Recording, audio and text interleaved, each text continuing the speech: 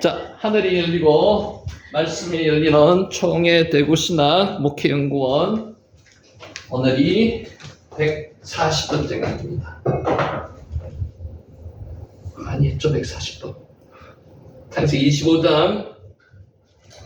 자, 지난번 복습 한번 하도록 하겠습니다. 빨리 좀 넘어갈 테니까 모르시더라도 패스하시고요. 아는 거는 일단 담아 놓으시기 바랍니다. 자, 지난번에 멜라, 발라크, 라바시라고 말씀드렸는데, 멜라가 여기 다니엘서에 나오는 게 멜라입니다. 발음을 자음은 똑같습니다. 근데 히브리 원어로 이야기를 하면은 말레가 되는 겁니다. 곧 수정하겠습니다. 말레, 발라크, 라바시. 요게 채우고, 비우고, 누리다. 동사입니다. 채우다, 비우다, 누리다. 영적인 것은요, 채움이 먼저이고요, 다음이 비움이고요, 그 다음이 누리는 겁니다. 말레, 발라크, 라바시. 자, 우리도 예수님으로 채우고, 말씀으로 채우고, 성령으로 채우고, 나를 비우고, 정욕을 비우고, 나의 모든 악한 것을 비우고, 하늘의 것을 누리는 삼중의 영성을 가지시기를 바랍니다. 자, 두 번째 있는 게, 요게 셀리하입니다. 용서라는 단어입니다. 셀리하. 요거 뭐에 나왔는 거죠? 요나에서 나왔는 겁니다. 요나서에. 마지막 순간 하나님은 명령이나 선포가 아닌 질문을 하십니다. 요나서 마지막 기억하시죠? 읽겠습니다. 요나서 4장 10장 10절 11절. 여호와께서 이르시되 내가 수고도 아니하였고 재배도 아니하였고 하룻밤에 났다가 하룻밤에 말라버린 이 박능쿨을 아꼈거든 하물며 이 큰 성읍 니느웨에는 좌우를 분별하지 못하는 자가 12만여 명이요 가축도 많이 있나니 내가 어찌 아끼지 아니하겠느냐 하시니라. 요게 마지막 구절입니다. 하나님은 가해자를 처벌하는 것을 넘어서 셀리하, 용서라는 단어입니다. 깨어진 관계를 치유하는 회복적 정의를 행하시는 분입니다. 십자가의 은혜가 바로 이 회복적 정의입니다. 셀리하. 오히려 그를 회복적 정의의 핵심 대상으로 이끌어 가고 계시는 거죠. 누구를요? 요나를. 그러나 너는 너희 정의로운 분노의 틀을 깨고, 요나에게 하는 이야기입니다. 너희 원수까지도 아끼는 나의 마음을 이해할 준비가 되었느냐, 이런 뜻이 숨겨져 있다는 거죠. 셀리하, 요나스에 나오는 겁니다. 셀리하, 용서. 자, 요 단어를 했습니다. 디모아, 눈물. 하나님께서는 눈물의 기도를 들어주십니다. 사람에게는 남들이 보지 못하는 눈물겨울 삶이 있습니다. 저와 여러분에게도 눈물겨운 삶이 있지만은 남들에게 말을 못할 뿐입니다. 마음속에 간직해 있습니다. 하나님께는 말씀을 하셔야 된다는 거죠. 교통하시게요. 자, 그러면 성도들은 왜 보좌 앞에서 눈물을 흘리게 되는 것일까요? 디머하, 눈물입니다. 성도들은 모두 이 땅에서 쉽지 않은 길을 걸어왔습니다. 지금도 쉽지 않은 길을 걸어가고 있습니다. 쉬운 길을 걸어가고 있는 사람은 아무도 없습니다. 그러나 하나님은 그 모든 눈물을 다 기억하고 계십니다. 기억하다 단어 아시죠? 자카르, 기억하다. 우리의 눈물의 자리에 직접 누가 찾아오신다고요? 하나님께서 찾아오신다는 거죠. 사랑의 하나님이십니다. 사랑의 아버지시라는 거죠. 디머하. 하나님은 우리가 이 땅에 흘리는 모든 눈물의 의미를 알고 계십니다. 그래서 우리 눈물을 꼭 기억하고 그 눈물을 하나님께서는 해결하시기 위해서, 은혜 주시기 위해서 오늘도 기다리고 계시는 거죠. 하나님은 지금도 우리를 위로하시며 우리의 눈물을 씻어주시는 분이시라는 겁니다. 디모아. 우리가 눈물을 흘렸던 자리에서 다시 일어나 하나님을 바라보는 그 순간에 천국은 어디 있다고요? 바로 우리 안에 시작된다는 놀라운 사실을 꼭 기억하시기 바랍니다. 눈물입니다. 바트가 딸이고요. 아들이 뭐죠? 벤입니다. 벤. 그래서 바트가 딸입니다. 야곱의 딸 디나에 대한 이야기입니다. 유대 민족은 혈통으로 세상과 구별된 민족이 아닙니다. 유다는 가나안 여인 다말을 며느리로 받아들였고요. 혈통적으로 한민족이 아니라는 거죠. 섞였다는 겁니다. 피가. 바트 이야기하고 있습니다. 야곱의 자손 대부분은 가나안 여인과 결혼했습니다. 요셉은 이집트 여인과 결혼했고요. 모세는 부스 여자와 결혼했습니다. 다윗의 혈통도 여리고 여인 라합과 모압 여인 룻의 피가 흐르고 있습니다. 섞였습니다. 아브라함은 혈통적으로 유대인의 조상이라는 한계에 갇히지 않았습니다. 신앙으로 모든 민족의 아버지, 즉 믿음의 아버지가 누구라고요? 아브라함이라는 겁니다. 기독교인들이 윤리적으로 바른 행동과 삶으로 빛을 드러내지 못한다면 믿음이라는 이름으로 악행을 저지르기 쉽다는 것을 어디서 볼 수 있다고요? 디나이 사건에서, 가장 단적인 디나이 사건에서 보여준다는 겁니다. 바트, 아들이 벤, 바트가 딸, 아들이 벤입니다. 자, 티크와 소망이라는 단어 했습니다. 지난번에 소망. 현대 사회에서 가장 깊은 결핍은 능력의 부족이 아니라 소망의 부족입니다. 여러분, 소망 없는 사람 보셨습니까? 대개가 걸리는 병이 어떤 병이 걸리죠? 우울증.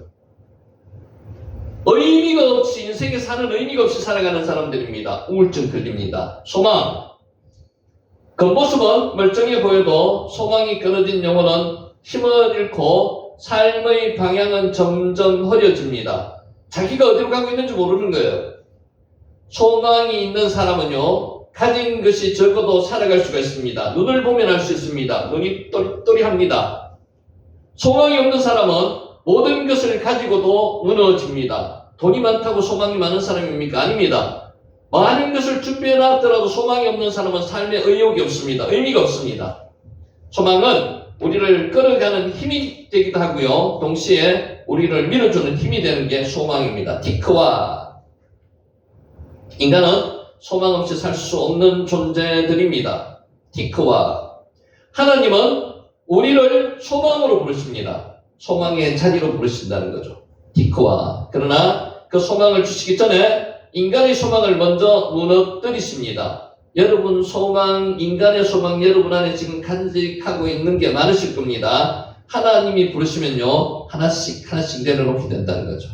때로 쌓아놓은 재물이 사라질 때도 있습니다. 하나님께서 부르시면요, 인간의 소망을 하나하나 비워놓게 만듭니다. 재물을 사라지게 할 때도 있고요, 자신만만하던 건강이 흔들릴 때도 있습니다. 하나님이 부르실 때는요, 뭔가 새로운 변화를 주십니다. 그러기 위해서는, 인간의 새로운 변화를 간직하기 위해서는 하나님의 응답을 하기 위해서 하나씩 내려놓아야 된다는 거죠. 자신만만하던 건강이 흔들릴 때도 있고요, 좋았던 관계가 깨어질 때도 있습니다. 확실한 것이라고 믿었던 계획이 좌절될 때가 있습니다. 인간은 확실하게 된 게 하나도 없습니다. 그러나 절망이 찾아오면요, 어떻게 됩니까? 뭔가 변화가 오면요, 어떻게 돼요? 뭔가 움츠러들기도 하고요, 새로운 마음을 가지기도 합니다. 비로소 인간은 자신의 한계를 인정하고요, 누구를 찾습니까? 하나님을 찾게 된다는 거죠. 여러분이 평상시하고 똑같은 생활이 매일매일 반복된다고 하면 하나님 안 찾습니다. 뭔가 새로운 특별한 게 변화가 일어나면요, 하나님을 찾습니다. 티크와. 절망은 우리를 멈추게 합니다. 잠시 멈추게 하지만 거기서부터 하나님의 소망은 시작된다는 겁니다. 티크와. 바로 그 지점에서 하나님은 우리에게 소망의 하나님으로 나타나시는 거죠. 여러분도 소망을 가지시고 하나님 앞에 나오실 때 그런 변화를 겪으신 분이 많을 겁니다. 저도 그랬습니다. 내 능력이 아니라 하나님의 능력을 신뢰하게 되고요, 내 계획이 아니라 하나님의 계획을 신뢰하게 됩니다. 내 결론이 아니라 하나님의 결론을 신뢰하게 된다는 거죠. 여기 계신 분들은 전부 다 그런 분이라고 저는 믿습니다. 티크와 한번 해보세요. 소망입니다. 티크와 소망입니다. 티크와. 자, 맞춰놓은 이 보화라는 겁니다. 감추어진 밭의 보화가 감추어져 있죠, 그죠? 마태복음 13장에 나오는 겁니다. 44절 짧은 비유가 맞춰놓은 보화입니다. 보화를 발견한 사람이 보화를 직접 사는 대신에 보화가 숨겨진 밭을 샀습니다. 보화만 안 샀습니다. 밭을 샀습니다. 그것은 사탄이나 만몬의 논리가 지배하던 세상을 하나님의 통치가 실현되는 장소로 되찾아오기 위해서요, 자신의 모든 소유를 지불하는 전격적인 결단을 의미하기 때문이라는 거죠. 맞춰놓은 보화입니다. 보화의 가치를 알아본 사람에게 전 재산을 파는 행위는요, 더 이상 고통스러운 희생이나 새로운 결단이 아닙니다. 자진해서 감동적으로 스스로 기쁨으로 판다는 거죠. 발견의 기쁨이 발견자의 마음을 완전히 압도해 버렸습니다. 이 기쁨이 여러분에게 넘치고 있는 겁니까? 그래야 됩니다. 예수님을 발견한 기쁨이 내 안에 넘쳐야 된다는 거죠. 마터몬. 기쁨이 의무를 삼켜버린 것입니다. 하나님의 나라는 고통이라는 거친 포장지에 쌓여서 우리에게 배달된 가장 위대한 선물입니다. 그 속에 뭐가 담겨 있다고요? 고통이라는 포장지 속에 보화가 담겨 있다는 겁니다. 하나님이, 예수님이 담겨 있다는 겁니다. 결론적으로 이 비유는 우리에게 세 가지 삶의 태도를 요구합니다. 마터몬, 첫 번째가요, 하나님의 나라는 어디에 있다고요? 지금 이 순간 여기에 하나님의 나라가 있다는 것이고요. 두 번째, 가치관의 우선순위가 자연스럽게 바뀝니다. 어떤 가치관이요? 보화의 가치를 깨달은 사람은 억지로 세상을 버리지 않습니다. 세상을 그냥 버리라면 못 버립니다. 세상의 쾌락이 너무나 좋습니다. 근데 하나님을 만난 사람은 세상을 버릴 수가 있습니다. 더 귀한 것을 얻었기에 이전의 것을 가볍게 내려놓습니다. 하나님을 만나면 그렇게 된다는 거죠. 이게 보화를 알아본 사람만이 할 수 있습니다. 셋째, 기쁨과 감사로 세상이라는 밭을 개간해야 합니다. 보화를 찾은 사람은요, 세상을 사는 게 기쁩니다. 소망이 있어요. 감사가 있습니다.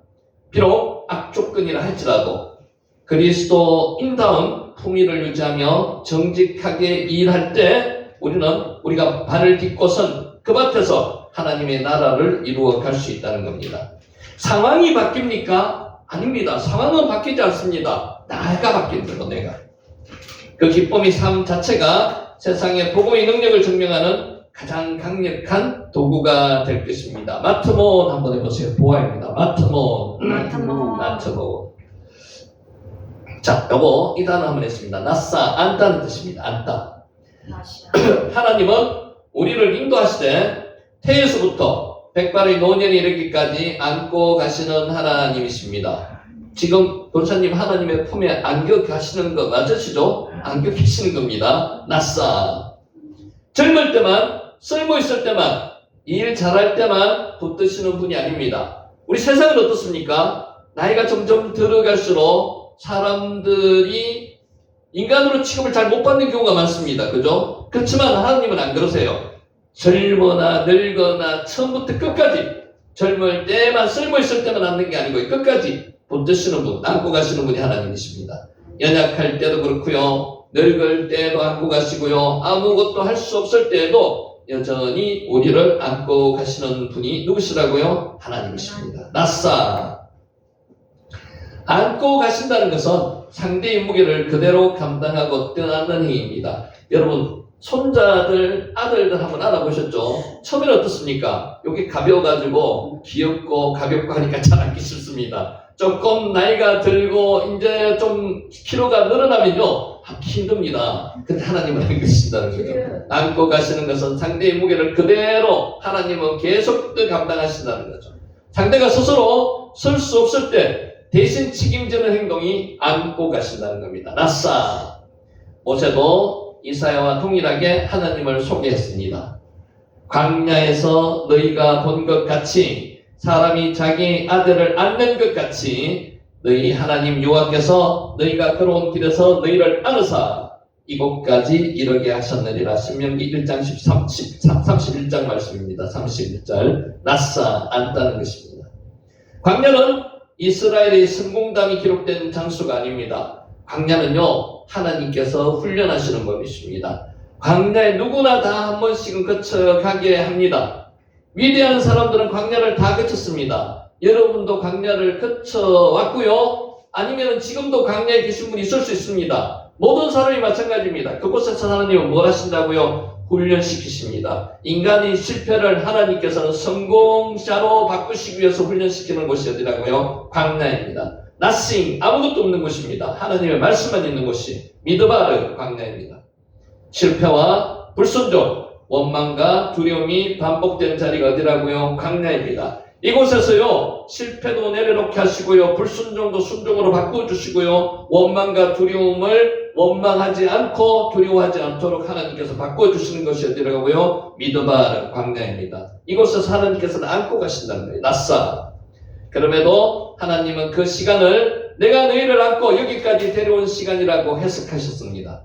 하나님은 우리의 연약함을 보시고 실망하시는 분이 아닙니다. 하나님은 우리가 연약한 줄 미리 알고 계십니다. 그렇게 연약한 아브라함을 믿음의 조상으로 만들기 위해서 누가 노력하셨어요? 아브라함이 노력한 게 아닙니다. 하나님께서 노력하셨어요. 우리 이야기입니다. 아브라함 이야기 아닙니다. 오늘도 이 자리에서 하나님께서는 여러분의 연약함을 강함으로 만들기 위해서 노력하고 계시는 분, 말씀으로 하나님이십니다.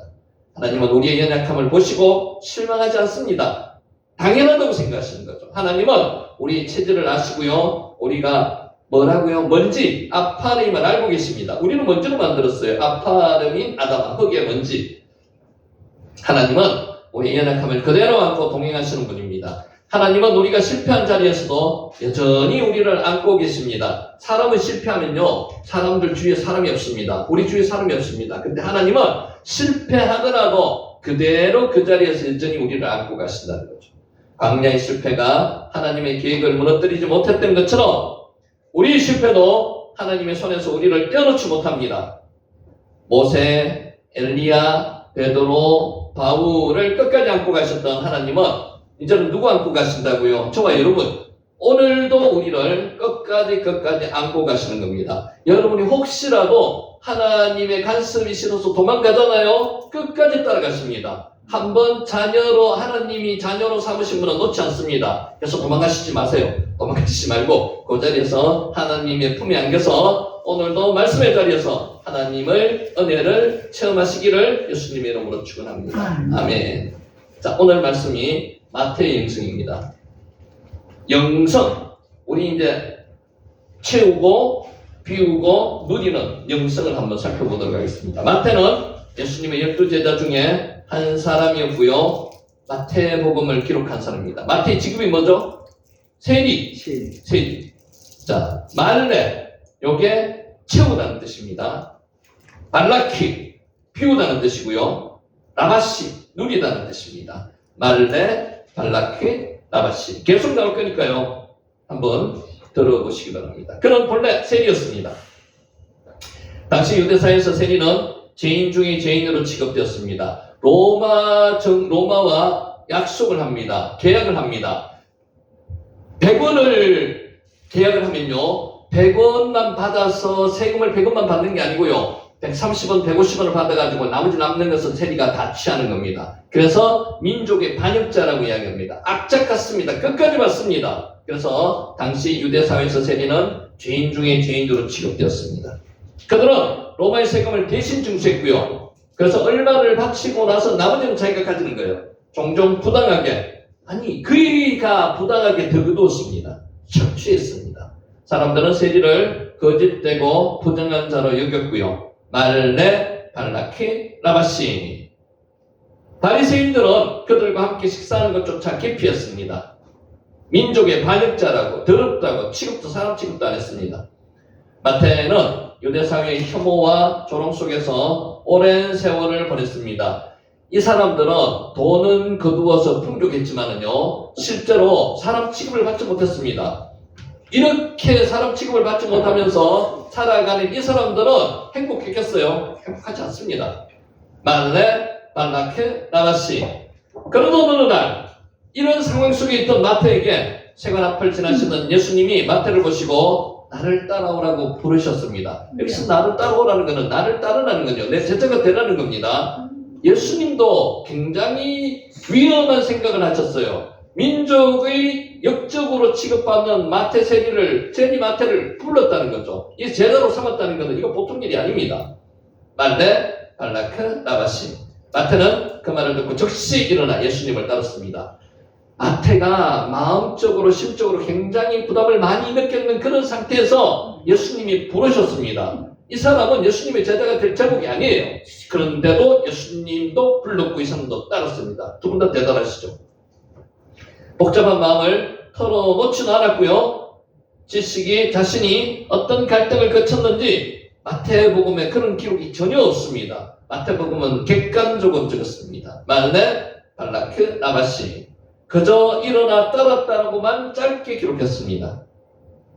이것은 그가 받은 은혜의 깊이가 어떠했는지를 잘 보여줍니다. 여러분, 은혜를 받으면요, 나머지 부차적인 설명이 필요 없습니다. 따르게 됐습니다. 하나님을 따르게 되어 있습니다. 부활을 발견하는 사람은요, 그 기쁨과 감격이 넘쳐났듯이 마태도 아마 그런 감격이 넘쳐났을 겁니다. 그래서 따랐습니다. 은혜는 장황한 설명을 필요로 하지 않습니다. 여러분, 은혜를 받고 나면 어떤 감정이 드십니까? 여러 감정이 들지만은 그 말로 표현할 수 없습니다. 은혜는 장황한 설명을 필요로 하지 않습니다. 말레, 발라케, 라바시. 마음 깊은 곳에 움직이는 순간 사람은 일어설 수 있고 자신의 모든 것을 걸 수 있습니다. 그 은혜가 들어오면 모든 것을 할 수 있다는 거죠. 말레, 발라케, 라바시. 지금 뭐로 채워지는 거죠? 은혜로 채워지는 겁니다. 말레. 마태의 변화는 바로 그런 변화였습니다. 그의 영성은 이 은혜의 충만함 속에서 시작되었습니다. 말레. 예수님의 한 말씀이 마태의 인생을 가득히 채웠습니다. 말레. 그 체험은 그가 오랫동안 품고 있던 죄책감과 수치심을 몰아냈습니다. 마음의 썸뿌리를 그렇게 몰아낼 수 있었다는 거죠. 예수님의 말 한마디로. 말레. 예수님의 말씀이 채워지면 이렇게 되는 겁니다. 그동안 자신을 정죄하던 내면의 목소리가 조용해졌습니다. 너는 민족의 반역자야. 사람은 아무도 너를 좋아하지 않아. 이런 마음의 썸뿌리가 당연히 물러갔다는 거죠. 당장 물러갔다는 거죠. 세상의 조롱보다도 예수님의 말씀이 더 크게 들리기 시작했습니다. 이게 채워지는 겁니다. 말레. 그의 마음은 은혜로 채워졌습니다. 말씀으로 채워지면요, 은혜로 채워지게 되는 겁니다. 은혜로 채워지면 비움의 과정이 그 뒤를 따라옵니다. 채워지면 비워진다는 거죠. 뭘 비워야 될까요? 마태는 예수님을 따르기로 결정한 후에 적지 않은 것을 비워내야 합니다. 뭘 비워내야 됩니까? 세상 것을 비워내야 됩니다. 직업을 포기했습니다. 예수님의 제자가 되기 위해서 세리란 직업을 포기했습니다. 안정된 삶의 구조를 내려놓아야 됐습니다. 세금을 많이 거두어서 풍족하던 이 것을 내려놓아야 됩니다. 물질적인 것을 내려놓아야 됩니다. 말레. 지금 발락한죠. 비우다는 겁니다. 그러나 마태에게 가장 중요한 비움은 외적인 것이 아니라 내적인 것. 무엇입니까? 세리로 살면서 아까 깊은 죄책감, 자기 혐오, 수치심을 비워내야 된다는 거죠. 마태는 예수님을 따르면서 그 감정들을 비우기 시작했습니다. 발라크. 비움은 단번에 이루어지지 않습니다. 서서히 하나하나 풀려가는 겁니다. 예수님과 함께 걷는 시간 속에서 서서히 이루어지고요. 예수님의 말씀을 들으면서 조금씩 새로운 정체성이 만들어졌습니다. 비움의 과정이 있는 거죠. 발라크, 비우다. 마태는 복음서를 기록하면서 그의 비움의 영성을 드러냈습니다. 그는 자신을 내세우지 않았습니다. 객관적으로 적었다는 거죠. 마태복음에는 그의 경험이나 업적이 거의 등장하지 않습니다.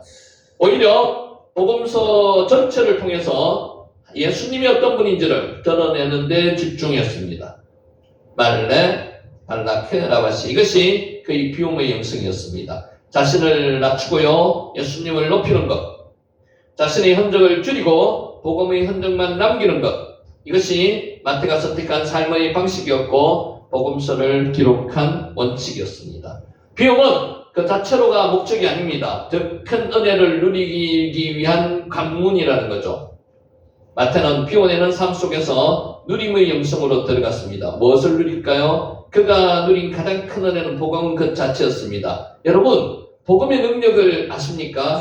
복음은요, 구원하는 능력이 있습니다. 복음은요, 치유하는 능력이 있습니다. 복음은요, 사람을 변화시킵니다. 복음은 사람을 변화시킵니다.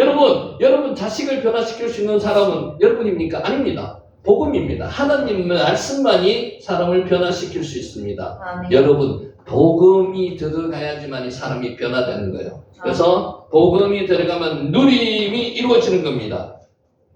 그러나 천국을 설명하면서 이런 비유를 기록했습니다. 천국은 아까 앞에 나왔던 거죠. 마치 밭에 감추인 보화와 같으니. 마태복음 13장에 나오는 겁니다. 사람이 이를 발견한 후에 숨겨두고 기뻐하며 돌아가서 자기의 소유를 다 팔아 그 밭을 샀느니라. 중요한 게 뭘 샀다는 거죠? 그 밭 자체를 다 사는 겁니다. 마태복음 13장 44절. 앞에서 했습니다. 마태는 천국을 농부가 밭에서 발견한 보화로 설명했습니다.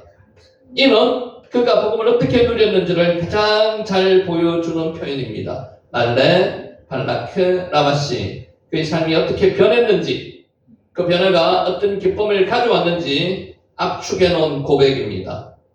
마태는 과거에서 자유를 누렸습니다. 하나님을 만나고 예수님을 만나면요, 과거에서 자유를 누립니다. 과거를 떠나게 된다는 거죠. 결단하게 되는 겁니다. 죄인의 자리에서 벗어나서요, 예수님의 제자가 되었다는 사실 자체가 그의 누림입니다. 그는 예수님이 선포하신 하나님 나라의 기쁨을 누구보다도 풍성하게 전했습니다. 여러분이 누리는 게 뭡니까? 천국 백성이 되었다는 거. 이게 하나님께서 주신 여러분에게 누림의 복입니다. 하나님의 자녀가 되었다는 거. 그래서 마태복음에는 천국 비유가 가장 다양하게 나타나 기록되어 있습니다. 천국이 누룩 같고요, 씨앗 같고 부화 같다는 비유는요, 단순한 설명이 아닙니다. 실제로 그가 맛본 복음의 기쁨을 풀어낸 것입니다. 여러분, 전도 중에서 가장 강력한 전도가 뭔지 아십니까? 삶에서 체험한 것이 전해지는 게, 그게 가장 강력한 전도입니다. 누림의 영성을 가진 사람은 복음을 설명하는 방식부터가 다릅니다. 마태복음의 문장들 하나하나에서 은혜의 온기가 확실하게 느껴지는 이유는 바로 여기에 있습니다. 마태복음이 족보를 시작합니다. 그가 누린 은혜와 관련이 있다는 거죠. 하나님은 과거에 지저분한 사람들, 족보 안에 완전한 사람들, 훌륭한 사람들, 많이 배운 사람들만 있습니까? 그렇지 않습니다. 거의 다가 여기 지저분한 사람이라고 적어놨는데 여러 가지 힘든 속에서 생활했던 사람들이 많습니다. 실패한 사람, 죄인으로 낙인 찍힌 사람, 이방인, 여자, 과부 이런 사람들 많습니다. 구원 역사 안으로 초대했다는 겁니다. 이런 사람들이 구원받았다는 겁니다. 마태는 자신도 그 중에 한 사람으로서 은혜를 절실하게 느꼈다는 것입니다. 그래서 그는 예수님의 족보 속에 이방사 여인들, 사람들 중에서도 여인들, 상처 많은 여인의 이름을 숨기지 않고 다 포함시켰습니다. 마태복음은 임마누엘, 하나님이 우리와 함께 계시다는, 즉 하나님이 우리와 함께 계신다는 선포로 시작합니다. 그리고 내가 세상 끝날까지 너와 항상 함께 있으리라는 예수님의 약속의 말씀으로 마무리된다는 겁니다. 시작도 동행이고요. 함께하는 거, 할라크 함께 걷는 거죠. 마지막도 동행입니다. 말레, 발라크, 라바시. 마태는 동행의 기쁨을 누렸습니다. 누림입니다. 바라바시. 그는 자신이 받은 은혜를 혼자서만 누리지 않았습니다. 마태복음을 통해서 그 은혜를 온 세상으로 흘려보냈고요. 온 세상 하나님의 자녀들과 같이 누리고 있는 누림의 복을 받았다는 것입니다. 라바시, 누리다. 말레, 발라키, 라바시. 자, 오늘 이 말씀을 정리하고요. 간단하게 복습하고 본문으로 들어가겠습니다. 25장 1절. 몇 번 반복하는 이유는요, 귀에 익히라고요. 눈에 익히라고 말씀을 드리는 겁니다. 1절. 아브라함이 후처를 맞이하였으니 그의 이름은 그두라다와 요세프, 아브라함과 이카흐, 이샤. 여기서 후처라고 번역을 했지만 실제는 첩으로 번역을 한 게 아니고요, 정식 부인으로 번역을 했는 겁니다. 여기 원문에는 기록되어 있습니다. 번역에서 제외된 게 있습니다. 그리고 아브라함이 더하였다. 그리고 한 아내를 취하였다. 더하였다는 게 활력과 복을 더하였다. 이런 의미를 가지고 있다는 거죠. 야샤프, 더하다는 뜻이고요. 라카가 취하다는 뜻입니다. 자, 5절. 아브라함이 이삭에게 자기의 모든 소유를 주었고, 서자들에게 준 거하고 재물만 주었습니다. 이삭에게 준 거는 차이겠습니다. 자기의 모든 소유. 여기서 모든 소유라고 번역을 했지만은 자기가 소유한 모든 것 이런 뜻입니다. 그래서 물질적인 재물만 준 게 아니고 영적인 것도 같이 주었다고 말씀을 드렸고요. 6절. 서자들에게도 재물을 주었는데 서자들에게 모든 것을 안 주었습니다. 제3만 주었습니다. 여기 차이가 있다는 거죠. 첩이 필네겟이라는 단어입니다. 필네겟이 첩. 마타나가 재물이고요. 메쿠시도 재물입니다. 7절. 아브라함의 향년이 175세나 175년까지 살았으면 많이 살았는 겁니다. 향년이 그리고 그것은 아브라함이 산 생명의 연달의 날이라. 지난번에 제가 말씀드린 거 기억합니까? 해를 기준으로 말씀드리는 게 아니고요. 여기서 강조했는 게 연달의 날들이라. 하루하루를 기준으로 적어놨습니다. 누렸다는 거죠. 하나님의 자녀들은요, 연을 누리는 게 아니고요, 날을 누리는 겁니다. 거꾸로 반대로 바꾸어 말하면요, 하나님의 자녀들은요, 하루하루를 사는 사람들입니다. 매일매일을 최선을 다해 사는 사람들이라고 말씀드렸고요. 그래서 7절과 17절 비교했습니다. 아브라함의 향년이 175세라고 아브라함은 이렇게 기록했고요. 여기서 이스마엘은 향년이 한글 번역으로는 똑같이 기록되어 있지만 이게 내용이 원문으로는 다르다고 말씀드렸습니다. 아브라함의 향년은 날을 강조했고요. 이스마엘의 향년은 년을 강조를 했습니다. 그 두 가지 차이 난다고 말씀드렸고요. 세상 사람은 해를 살아가는 사람들이고요. 하나님의 자녀들은요, 하루하루 순간순간들을 살아가는 사람들이라고 말씀드렸습니다. 자, 8절. 그의 나이가 늙어서 기운이 다하여 죽어 자기 열조에게로 돌아가면, 나이가 높고 늙었다는 표현을요, 나이가 많다는 것은 벳세바 투바라고 썼습니다. 이게 뭔가 하면은 좋은 백발에 죽었다는 거죠.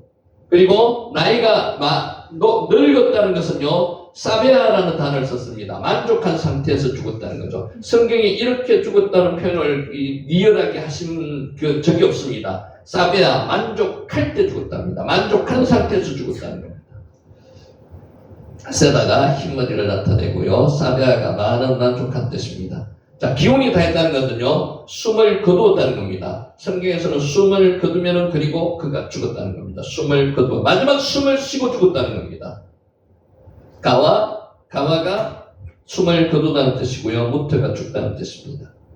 자기 열조에로 돌아가는 것은 두 가지 의미가 있습니다. 우리가 무덤 구조를 이야기했습니다. 무덤에서 무덤에 있다가 동굴이 두 개로 되어 있다고 그랬죠. 동굴 앞에 있다가 시신이 다 부패하면요, 그 뼈들만 추려서 뒷동굴로 보내는 겁니다. 이게 동굴의 구조상 작아서 자기 가족에 묻힌 공동묘지에 들어갔다는 그런 뜻 하나 하고요. 또 이들은 죽으면은요, 어떤 한 곳에, 천국에, 하늘나라 어떤 곳에, 영적인 곳에 같이 모인다고 생각을 했습니다. 그래서 자기 열조에게로 돌아갔다는 이런 표현이 있었고요. 야사프 모으다는 뜻이고요.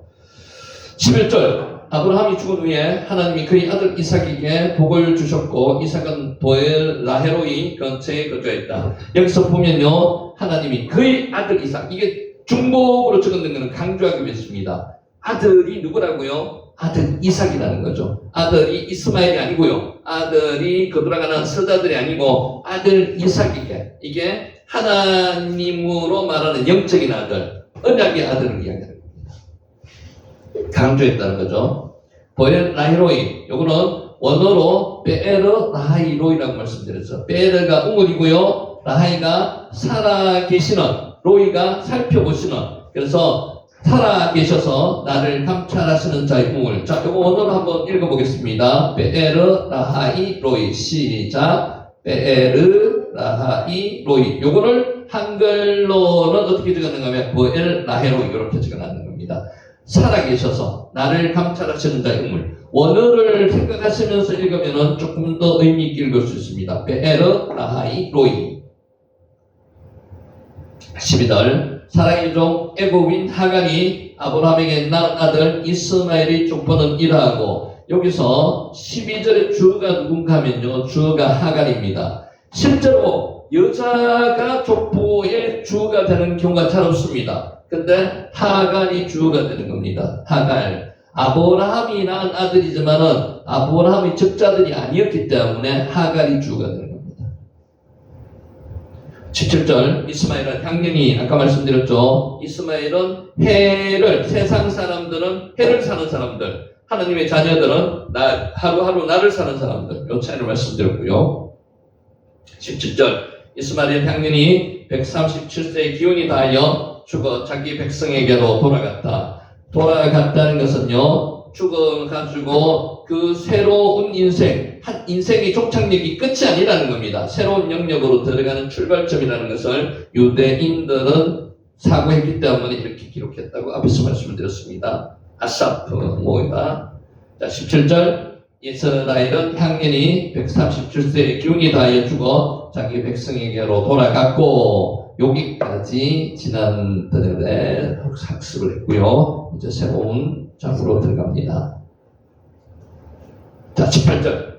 그 자손들은 하빌라에서부터 아수르로 통하는 애굽 왕 술까지, 애굽 앞 술까지 이르러 그 모든 형제의 맞은편에 거주하였더라. 실제로 정확한 위치라고는 우리가 이해할 수가 없지만 대략적인 위치만 볼 수 있습니다. 이스마엘 후손이 거주했던 지역에 대한 요약이고요. 그들은 동료들은 하밀라, 지금 예멘 북쪽에서부터 서로는 애굽 근방의 술 광야에 이르는 방자, 아라비아 광야 지역에 분포했다는 겁니다. 누가요? 형제들의 맞은편에 그의 아들들이, 하갈의 아들들, 이스마엘의 후예들이 거기에 거주했다는 겁니다.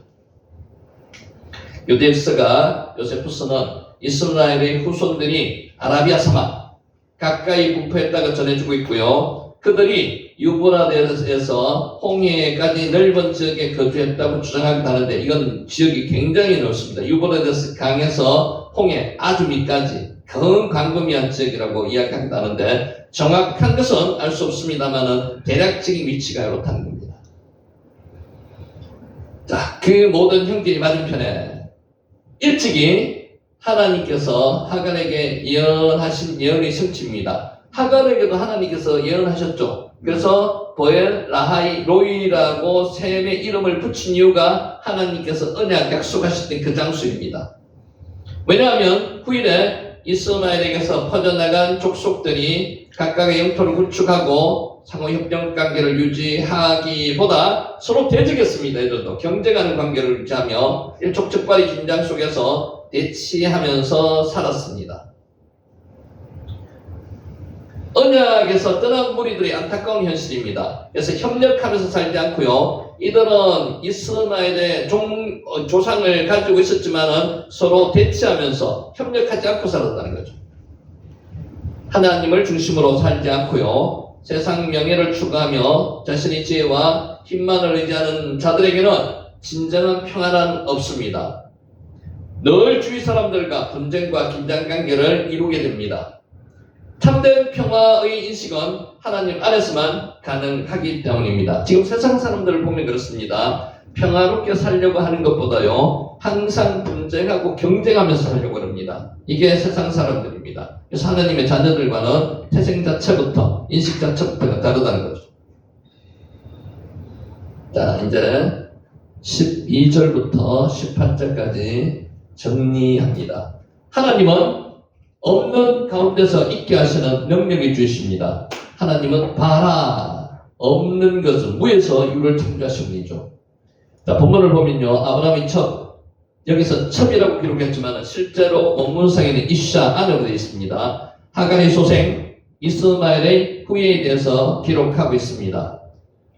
이스마엘은 12아들을 두었습니다. 12방백을 이루어 주시겠다고 하나님께서 언약하셨습니다. 그래서 외관상으로 보면요, 이스마엘은 12방백을 두었고요. 이삭은 아들을 둘밖에 안 두었습니다. 끝으로 보기에는 상당히 이스마엘이 세상적으로 성공했는 사람처럼 보입니다. 지금 세상이 그렇습니다. 육안으로 보는 거나 영적으로 보는 거나 차이가 있습니다. 12아들은 12족속을 이루었으며 애굽과 아수르 사이에 있는 소위 아라비아로 불리는 넓은 지역을 차지하며 번성하였습니다. 아까 우리 방금 봤죠. 이러한 이스마엘 족속의 번성은 하나님께서 이스마엘과 관련하여 하갈과 아브라함에게 하신 약속을 성취하신 결과입니다. 이들도 민족을 한 민족을 이루게 해주시겠다고 말씀하셨지 않습니까? 언약. 아무튼 이스마엘의 번영은 이전에 어깨에 무리던 가죽푸대 하나만을 덜렁 짊어지고 아브라함의 집에서 쫓겨난 가련한 소년 이스마엘의 모습과 비교할 때 참으로 놀랍고 기적 같은 일이라고 아니할 수 없습니다. 이들이 쫓겨나서 어떻게 했습니까? 사막에서 물을 못 찾아가지고 화살 한바탕 거리에 죽어가는 모습을 보기가 안타까워서 여기서 울며 있던 자들이 어떻게 됐습니까? 그 광야에서 화살을 쏘면서 사냥하는 자가 됐다고 만들어주신 그들이 이들입니다. 그래서 하나님의 은혜는요, 하나님의 택한 백성에 대한 부분만 아니라 모든 사람을 사랑하시는 하나님의 사랑을 나타낸다는 거죠. 여기서 우리는 그 생명유지에 급급했던 이스마엘을 번쩍게 하신 하나님은 없는 가운데서도 있게 하시는 능력의 주심을 분명히 깨달을 수 있습니다. 그렇지만은 그들은 약속의 자녀, 언약의 자녀는 아니었다는 거죠. 가와 여기에 숨을 거두다는 겁니다. 아브라함은 마지막 숨을 쉬고 죽었다는 겁니다. 마지막 숨을 쉬었다, 그리고 죽었다. 가와 숨을 거두다는 겁니다. 가와. 자, 하나님은 없는 것도 있는 것처럼 부르시는 전능자이십니다. 바로 그런 능력으로 하나님은 천지 만물을 창조하셨고요. 하나님은 무에서 유를 창조하셨습니다. 죽은 자와 방불한 자와 같아서 자식을 생산할 수 없는 아브라함과 사라로 하여금 자녀를 생산케 하여서 그로 하여금 하나님의 말씀대로 많은 민족의 조상이 되게 하셨습니다. 여러분, 아까 멈춤이라는 단어 한번 했죠, 우리가. 그죠? 멈춤. 왜 하나님은 사라와 아브라함을 75세까지 자녀를 안 주셨는데 그때부터도 25년간에 멈추게 하셨을까요? 지난번에 말씀드렸잖아요. 사람의 능력으로 자식을 만든 것이 아니라 하나님께서 자식을 만들어 주셨다는 뜻입니다. 그래서 하나님이 만든 자식이라는 것을 믿게 하는 아브라함을 믿음의 조상으로 만들기 위한 과정이었습니다. 우리에게도 그와 같은 일이 있습니다. 왜 우리에게 힘든 일을 허락하시고 그거를 빨리 해결 안 해주실까요? 하나님이 살아계셔서 그것을 역사하신다는 것을 하나님의 때에 보여주시기 위해서 그러는 겁니다. 만약에 인간이 원하는 때에 보여주면 어떻게 해요? 자기 능력인 줄 압니다. 그렇게 안 하신다는 거죠. 이게 하나님의 방법이라는 거죠. 성도 여러분, 우리가 믿고 섬기는 하나님은 바로 이처럼 전지전능한 하나님이시라는 거죠. 사람을 죽은 자도 사람을 만드셨으니까, 창조하셨으니까 죽은 자를 살리시는 것은 당연하신 분입니다. 그런데 하나님께서 성경에 보면 죽은 자를 살리시는 기적이 그렇게 많지 않습니다. 그죠? 왜 그러셨을까요? 하나님은 그것을 위해서 목적으로 이 땅에 예수님이 오신 게 아니라는 겁니다. 영혼 구원을 위해서 오셨다는 거죠. 따라서 우리는 어떠한 상황과 처지에 처한다 할지라도 낙심할 필요가 전혀 없습니다. 내가 하는 게 아니고요. 하나님께서 하시는 거죠. 그래서 하나님께서 말씀으로 채워주시면 나는 비우고 누리기만 하면 된다는 겁니다. 전지전능하신 하나님을 바라보며 그를 의지할 때 어떤 난관도 능히 극복하는 것은 물론 번성하는 축복도 누리게 된다는 겁니다. 이게 나바시 누린다는 겁니다. 참으로 하나님을 믿고 의지하는 자에게는 능치 못할 일이 없습니다. 우리는 말씀은 이렇게 듣고 말을 이렇게 이해를 하는데 실제로 생활 속에 삶 속에서 이게 잘 안 되는 게 문제죠. 이것을 위해서 하나님께서 뭘 하시는 거예요? 아브라함을 만드셨듯이요. 몇 번의씩 차고 가정 중에서 25년을 기다려서 아들을 만들어 주시고요. 또 어려움을 만든 환난과 곤란 속에서 아브라함을 만들어 가셨듯이 우리도 그렇게 지금 만들어 가고 계신 거죠.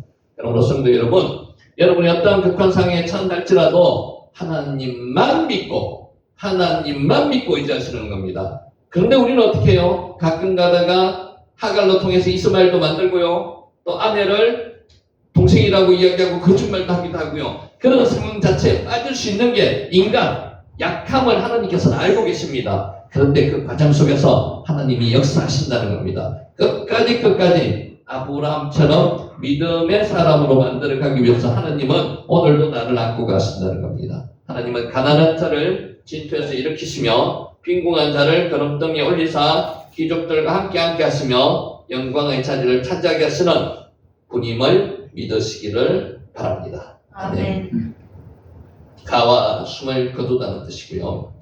세상 역사는 택한 자를 중심으로 진행됩니다. 여러분, 세상을 보면은 많이 가진 자, 하나님을 모르는 자들이 번성하고 잘 되는 경우가 많은 것처럼 보이죠. 근데 그를 통해서 하나님의 역사가 흘러가는 게 아니에요.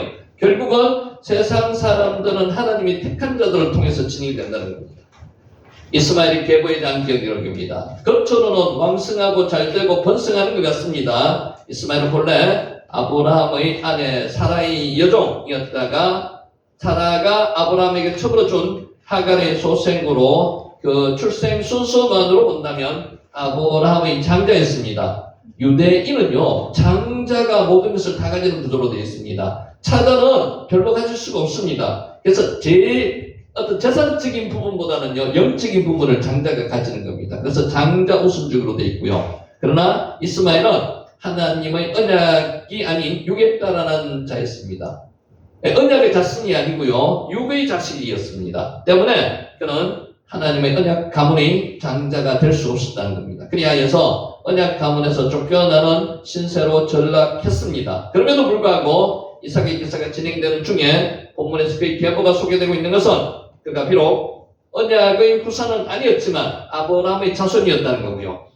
큰 민족을 이루게 해주겠다는 하나님의 약속을 통해서 이스마엘도 태어났고요. 그들의 6 아이들도 태어나게 만드셨다는 겁니다. 성경을요, 도덕적으로 해석하시지 마세요. 도덕적으로 해석하면 성경이 잘 풀리지가 않습니다. 성경은 도덕책이 아닙니다. 그두라를 늙은 나이에 아브라함이 두었다, 잘못됐다, 잘됐다, 이거를 판단하려고 성경이 기록해놓은 게 아니라는 거죠. 성경은 도덕책이 아닙니다. 하나님으로부터 약속을 받았을 뿐만 아니라 그의 계보가 소개되고 있는 것은 그가 비록 언약의 후사는 아니었지만 아브라함의 자손이었다는 거고요. 그 역시 하나님으로부터 약속을 받았을 뿐만 아니라 후예적인 역사상 이삭의 후예 곧 선민 이스라엘과 밀접히 관련돼 있기 때문에 기록을 해놨던 겁니다. 지금 성경이 많은 것을 기록할 수 없도록 되어 있습니다. 꼭 필요한 것만, 구속사에 꼭 필요한 것만 기록해놨다는 거죠.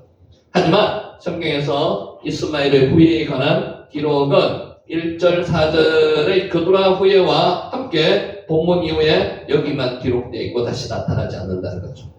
아사프, 모으다는 뜻입니다. 아사프. 자, 이삭의 후예는요, 성경 역사의 중심을 이룹니다. 이삭의 후예를 통해서 예수님이 탄생하게 되었고요. 참 언약의 후사인 예수 그리스도에 이르기까지 명맥이 면면이 이어져 가는 것을 볼 수 있습니다. 세상의 역사가 하나님의 택한 백성을 중심으로 진행된다는 사실을 보여주고 있습니다. 역사는 택한 백성의 역사입니다. 택한 백성을 구원하기 위한 하나님의 구속의 역사가 성경에 기록되어 있는 겁니다. 참으로 우리는 이 사실을 분명히 알아야 됩니다. 세상에는 분명 택함받은 자보다 택함받지 못한 자가 더 많습니다만 이 세상을 이끌어가는 역사의 참된 주인은 하나님이 택한 백성들인 바로 우리입니다. 저와 여러분들입니다. 우리 성도들이 이 사실을 분명히 알아야 하고요. 비록 약하지만 세상에서 역동적인 삶을 삶으로써 죄로 간영한 이 세상을 하나님 보시기에 아름다운 세상으로 변화시켜야 될 책임이 누구한테 있다고요? 하나님의 자녀, 저와 여러분에게 있다는 겁니다. 자, 이 세상 역사의 참된 주역으로 하나님께서 여러분에게 맡겨주신 사명을 하나님께서 부르시는 그날까지 완전히 수행함으로써 하나님의 구속 역사에 그 이름이 영원히 빛나는 인물들이 되시기를 간절히 예수님의 이름으로 축원합니다. 아멘. 아사프. 자, 19절입니다. 아브라함의 아들 이삭의 족보는, 이것도 강조죠. 아브라함의 아들, 여기서 끝나도 되는데 이삭을 하나 더 적어놨습니다. 언약의 아들을 계속 강조해서 적어놓습니다. 이러하니라 아브라함이 이삭을 낳았고, 왜? 엔네 토레도트 이차크. 이차크 뜻 아시죠? 이차크. 권사님 이차크 지난번에 많이 했죠. 이차크. 웃음이라는 뜻입니다. 웃음. 이차크.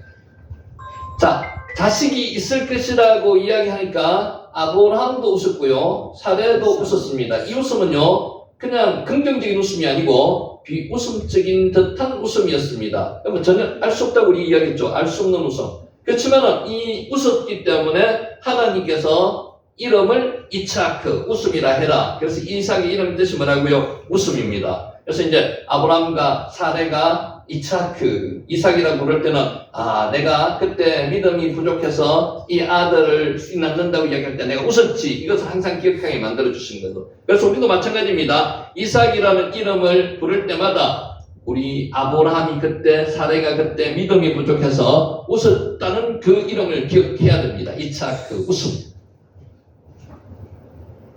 자, 성경에서 계보, 족보는 함축적인 역사 기록입니다. 그리고 동시에 지금까지 기록된 역사가 그 부분에서 일단락되고 새로운 역사가 다시 펼쳐질 것임을 알려주는 일종의 서론적 메시지입니다. 그래서 족보가 나오면요, 이제 역사가, 이 사람들에 대한 역사가 펼쳐질 것이라는 것을 미리 암시하는 겁니다. 자, 본문도 아브라함의 기록이 일단은 되고요, 이삭으로부터 시작되는 새로운 이야기가 시작됨을 보여주는 역할을 하게 되는 겁니다. 자, 지금 이삭이 몇 세에 결혼을 했죠? 40세. 아브라함은 몇 세에 죽었습니까? 돌아가셨죠. 몇 세에 죽었습니까? 175세. 그러니까 지금 140, 그러니까 아브라함이 140세에 이삭이 결혼했는 게 되는 거죠. 그럼 몇 년도 살았습니까? 35년을 아브라함과 이삭이 같이 살았는 겁니다. 같이 살면서 이삭에게 많은 것을 전수시켜 줬겠죠. 이야기도 많이 해주고, 내가 옛날에 모리아 땅에 있는 한 산에 너를 데리고 가서 번제로 바칠 때부터 시작해가지고 하나님이 살아계셔서 역사하신 걸 계속 이야기해 줬을 겁니다. 그래서 그런 믿음의 교훈을 받으면서 이삭은 살았을 겁니다. 자, 본문도 아브라함의 기록이 일단락되고, 이제 여기서부터 이삭부터 시작되는 새로운 이야기가 전해지는 것을 역할을 하게 되는 겁니다. 자, 본문은 본절에서부터 제 35장까지 이어지는 내용을 이끄는 서문으로 이삭의 아들 야곱의 생애를 중심으로 이스라엘 12지파가 형성되는 과정이 소개되고 있습니다. 자, 맨 처음에 하나님께서 아브라함의 가족을 택했습니다. 그리고 다음에 나타나는 가족이 이삭입니다. 그리고 야곱이고요. 여기서부터 12지파가 되어서 한 민족으로 형성되는 그 구원의 역사를 지금 계속 기록하고 계시는 겁니다. 창세기를 통해서. 그래서 창세기는요, 실제로 1장, 2장 외에는 창세기, 천지를 만드시고 하나님께서 만드신 창조 역사는요, 1장, 2장에서 끝납니다. 그래서 실제로 창세기를 어떻게 부르는가 하면요, 창가정기라고 부르는 사람도 있습니다. 가정을 형성해서 민족을 구원하는 역사, 그게 창세기라는 거죠. 하나님의 구속 역사는요, 한 개인 아브라함과 이삭 구원하셨고요, 다음에 한 가정 야곱을 통해서 12아들을 가지고 12방백이 태어나게 만들고요, 한 나라 이스라엘을 중심으로 점차 발전해 가는 구조로 되어 있다는 거죠. 하나님의 구원 대상은 결코 개인이나 가정에 국한되지 않습니다. 하나님은 한 개인이나 가정을 통해서 이 사회와 민족, 더 나아가서 전 세계의 많은 사람을 구원하시기를 기뻐하신다는 거죠. 그래서 우리나라가 선교사를 그만큼 많이 파송하고 있는 겁니다. 우리나라가 지금 세계에서 두 번째로 선교사를 많이 파송하고 있습니다. 미국이 제일 많이 파송하고요. 그래서 인구 단위당으로 보면 제일 많은 숫자를 우리나라에서 지금 파송하고 있는 겁니다. 왜 그래 파송할 거예요? 우리 복음이 여기서 대한민국에서 끝나서는 안 된다는 거죠. 전 세계에 하나님의 말씀으로 영혼 구원의 사명을 완수해야 된다는 거죠. 자, 여기서 주의사항 한번 볼게요. 이삭 족보의 시작은 주가 누구로 되어 있다고요? 이삭의 족보는 주가 아브라함으로 되어 있습니다. 아까 이스마엘 족보의 시작은요, 하갈로 되어 있습니다. 차이가 있죠. 그래서 성경을 보실 때 그런 것까지 유념해서 보셔야 된다는 거죠.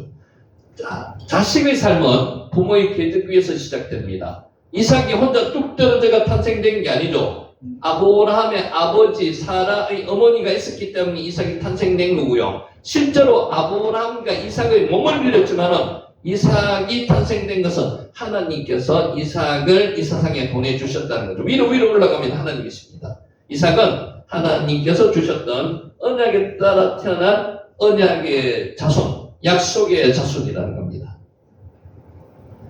20절, 이삭은 40세에 아브라함이 140, 이삭 40. 실제 아브라함이 100세에 낳았으니까 리브가를 맞이하여 아내를 삼았으니, 리브가는 밧단 아람의 아람 족속 중 버두엘의 딸이요 아람 족속 중 라반의 누이였더라. 자, 제가 한번 물어볼게요.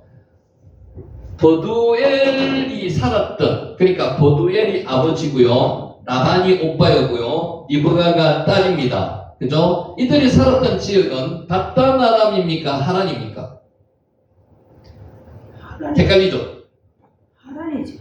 하란입니까? 밧단 아람은 뭡니까? 밧단 아람. 이렇게 생각하시면 돼요. 경상북도 안에 예를 들어서 경산이 있다. 그러면 경상북도 안에 경산이 있는 거죠.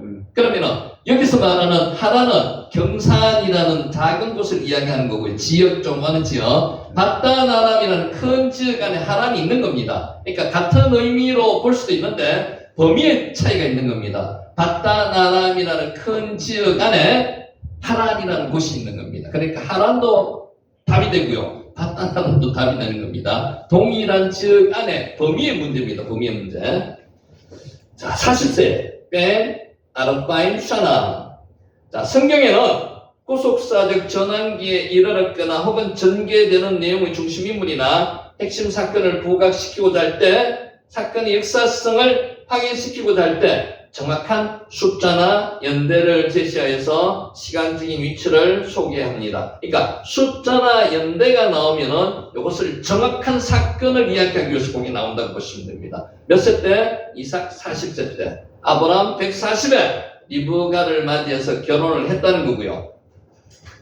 리브가가 누구라고요? 바단 아람 족속 중 보두엘의 딸이고요. 아람 족속 중 라반의 누이였더라. 라반이 오빠였고요. 보두엘이 아버지였다는 거죠. 자, 본문에서도 이삭의 결혼이 지닌 중요성 때문에 그의 결혼 시기를 정확하게 제시하는 겁니다. 자, 이삭은 모친 사라가 죽은 지 3년. 사라가 몇 세에 죽었습니까? 127세. 그러니까 3년 공백이 있었죠. 3년 공백. 사라가 죽은 3년 되던 때에 아브라함이 140이가 되는 때 이브가와 결혼하게 되었다는 겁니다. 성경에는 언약 후손들의 결혼에 관한 많은 관심을 가지고 자세히 기록하고 있는 것을 발견하고 있습니다. 언약 백성들에 관한 것만 기록하고 있습니다. 하나님께서 언약 계승자에 대해서 깊은 사랑과 관심을 가지고 계시다는 하나의 증거이기도 합니다. 언약 계승자를 통해서 이어질 또 다른 언약 계승자에 대한 기대를 한껏 고조시켜주는 역할을 하기도 합니다.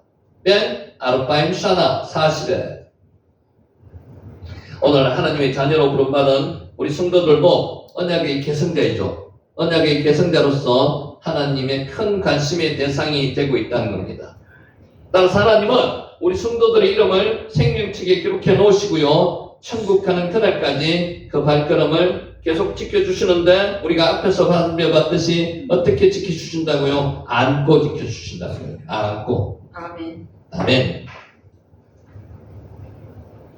자, 성경에서 바단 아람의 아람 족속 중 보두엘의 딸이요 요 표현 성경에서 여자의 족보나 신상이 소개되는 경우는 매우 이례적입니다. 근데 왜 이렇게 했을까요? 그만큼 중요하기 때문에. 성경에는 중요하지 않는 것은 기록 안 해놨습니다. 중요한 상황만 기록해놨고요. 여자 이름들이 들어가는 것도 그만큼 중요하기 때문에 기록을 해놨다는 거죠. 리브가가 살던 곳 바단 아람과 아람 족속과 부친 보두엘 오빠 라반까지 정확하게 밝히고 있습니다. 연도를 기억하거나 지명을 기록하거나 이렇게 기록해놓는 이유는요. 그것이 확실한 사실이었다는 겁니다. 팩트였다고 기록하는 겁니다. 팩트. 만약에 안 그러면 어떻게 기록해놨을까요? 옛날 옛적에 어느 모처에서 이렇게 기록해놨습니다. 그거는 소설이죠. 근데 성경은 그렇게 기록 안 해놓습니다. 연도를 정확하게 기록해놓는 경우도 많고요. 나이를 기록해놓죠 보통. 그리고 지명을 정확하게 기록해놓는다는 거죠. 이처럼 리브가에 대해 자세히 언급하는 것은 그네가 언약 가문을 이을 여인으로서 그네의 혈통적, 신앙적 뿌리가 어떠함을 보여주기 위해서 리브가에 대해서 자세히 기록해 놓았다는 겁니다. 자, 바단 아람, 아까 제가 말씀드렸습니다. 아람의 들, 뜻으로 믿음의 조상 아브라함이 갈대우르를 떠나 머물렀던 하란, 즉 북서부 메소포타미아 지역을 가리킵니다. 그러니까 갈대우르는요, 우리 지도상으로 보면 이쪽 위쪽에 있습니다. 위쪽에 지금 어디 쪽인가 하면은 지금이 어디냐? 이쪽에서 960km 정도 떨어졌어요. 960km 떨어져가지고 하란이라는 바단 아람 쪽에 와 있는 겁니다. 이라크 쪽이죠, 지금 이라크. 자, 그리고 아람 족속은 셈의 다섯째 아들인 아람의 후손을 가리키고 있습니다. 아하 아람이 리브가에게 리브가의 아버지가 보두엘입니다. 베투엘이라고 있습니다. 원래 셈의 셋째 아들로 아라박사스의 후손이지만 아람 족속이 사는 하란에 거주함으로 인해 그는 아람 족속으로 불려진 것입니다. 자, 임신하지 못한다. 성경에서 임신하지 못하는 여자가 맨 먼저 나오는 여자가 누구였습니까? 사라. 그때 하나님 아카르라고 적었습니다. 아카르가요, 아기를 가지지 못하는 뜻, 우리말로 하면요, 성녀입니다. 성녀. 성녀는 임신할 수 없는 여자입니다. 그것을 기록을 사라에게 됐고요, 리브가에 됐습니다. 한나에게 됐고요.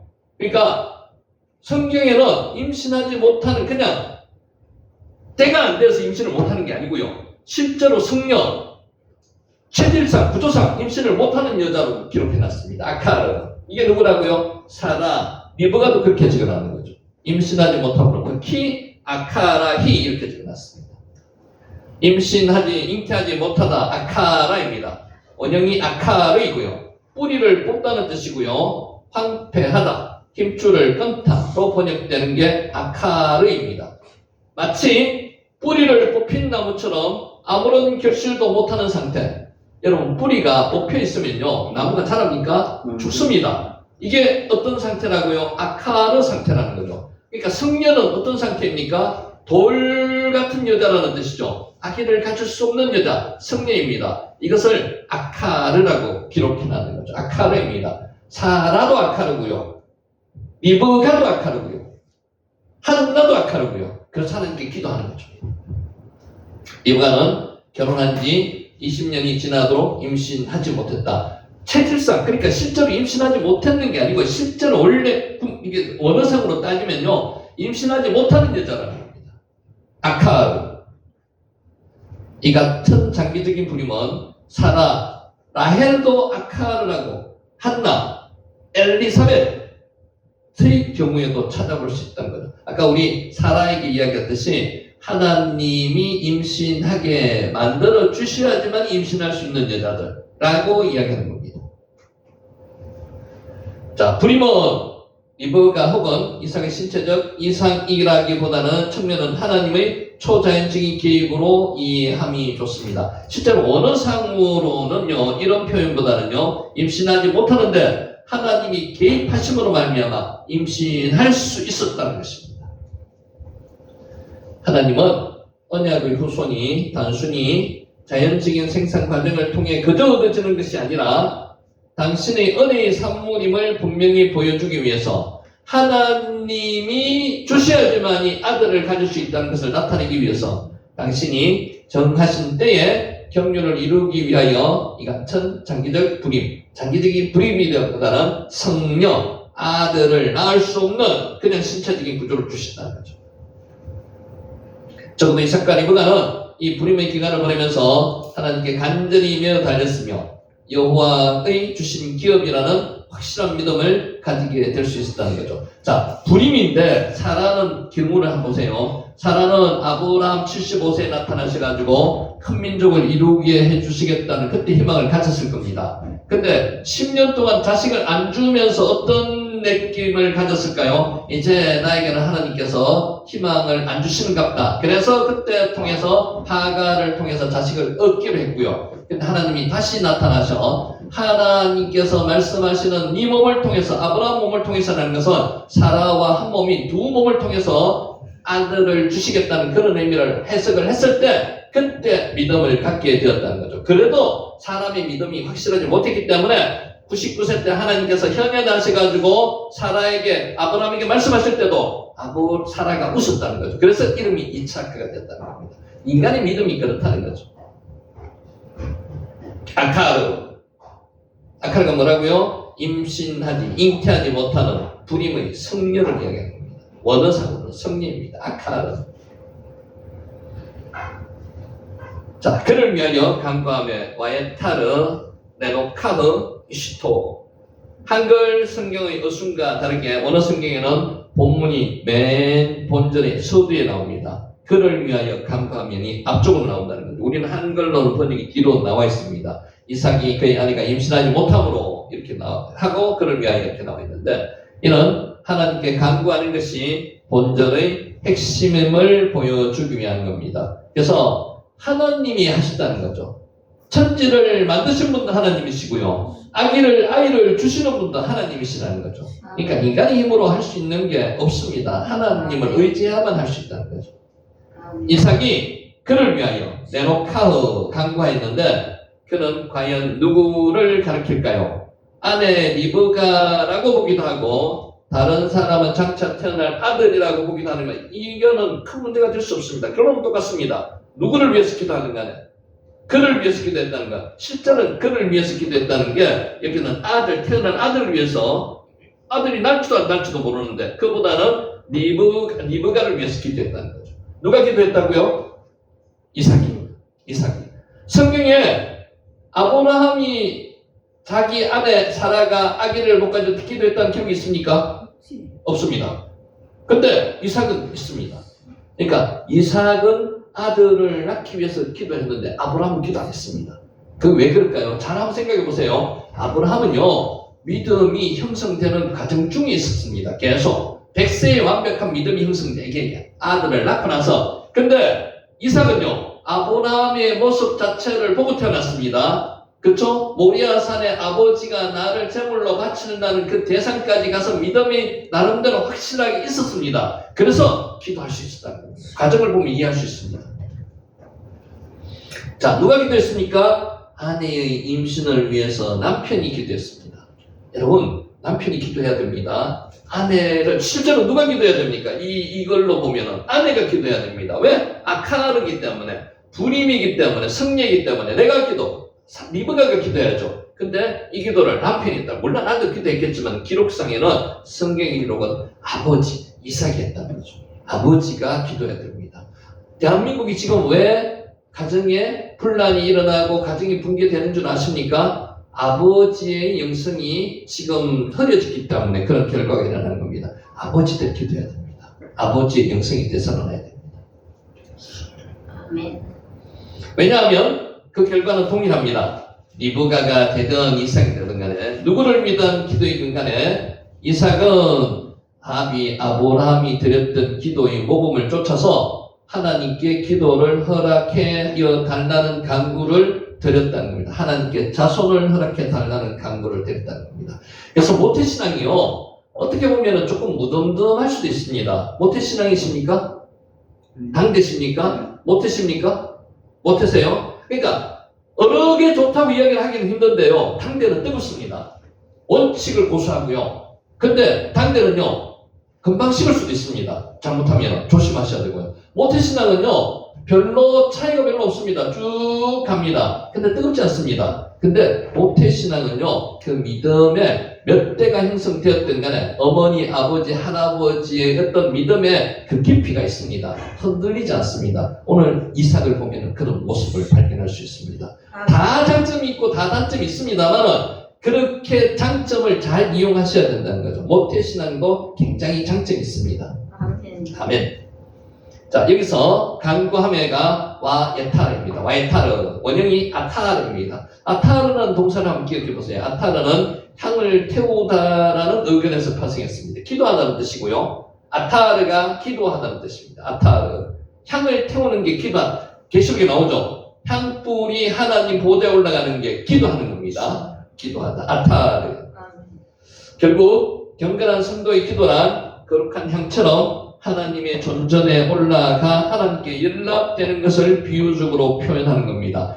향이 어디까지 올라가는 거죠? 하나님 보좌까지 올라가는 겁니다. 이게 기도입니다. 기도는요, 우리가 아무렇지 않게 단순하게 함부로 입으로 내뱉는 기도도 하나님 보좌까지 올라간다는 거죠. 그게 다윗을 보면 알 수 있습니다. 기도를 꼭 마음 먹고 10시간, 12시간 기도한다는 그 기도도 기도입니다만은 꼭 그런 기도가 아니더라도요, 필색 기도라고도 하고도 화살 기도라고도 하는데 단순하게 하나님 부르는 것도 그것도 기도입니다. 그러니까 항상 어디든지 쉬지 않고 기도하는 말씀이 그 기도라는 거죠. 마음에 있는 것을 이야기하는 게 기도입니다. 향을 올리듯이, 향을 태우듯이. 아타르 해보세요. 아타르.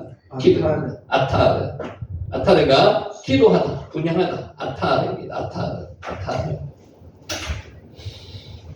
자, 정녕 하나님은 오늘도 당신께 소망을 두고 응답이 주어질 때까지 자신의 전 인생과 전 인격을 걸고 기도하는 자들의 간구를 들으시고요. 적절히 응답하시고요. 이 응답에 너무 목을 매시면 안 됩니다. 하나님의 응답은요, 가장 좋을 때, 가장 하나님의 때에 이루어주시는 거지, 우리의 때에 이루어주지 않으신다는 거죠. 아브라함은 몇 년 기다렸습니까? 자기는 10년만 하면 될 줄 알았어요. 그래서 10년에 아브라함이 안 되니까 아브라함의 아내 사레가 하갈로 통해서 아들을 낳자고 대리물을 드렸습니다. 그게 사람의 생각입니다.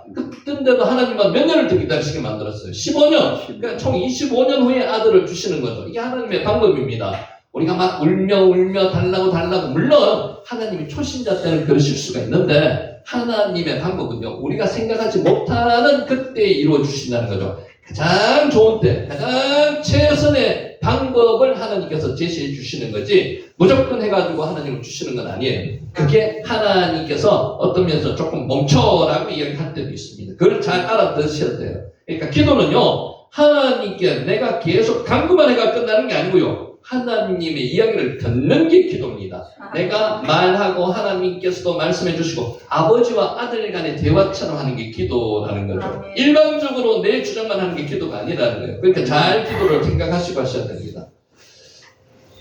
또 다른 천사가 와서 제단 곁에 서서 금향로를 가지고 많은 향을 받았으니 이는 모든 성도의 기도들과 합하여 보좌 앞 금단에 드리고자 함이라. 향년이 성도의 기도와 함께 천사의 손으로부터 하나님 앞으로 올라가는지라. 계시록 8장 3절 4절 말씀입니다. 어떻게 된다고요? 천사의 손으로부터 하나님께 올려간다는 거죠. 여러분이 하는 기도는요, 하나도 하나님께서 안 들으시는 게 없고요, 다 받아들이시는 겁니다. 다 뭘 하고, 아까 히브리어 말씀드렸죠. 자카르.